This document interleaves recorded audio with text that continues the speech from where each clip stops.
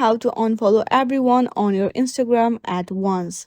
If you go into your Instagram and go through your account and select the following list, then you can simply unfollow by clicking on the following button.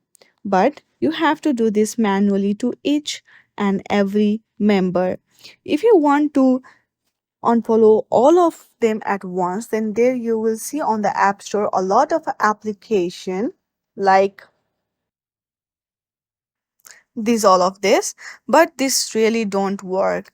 They will just waste your time by showing or pop up of ads.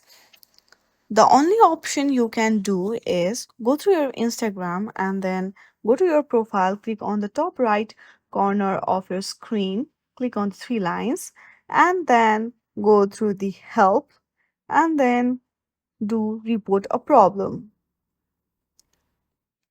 Here, explain briefly that you want to unfollow everyone at once and send it and they will help you out. I hope you like this video. If you like this video, then please do not forget to like and subscribe to our channel.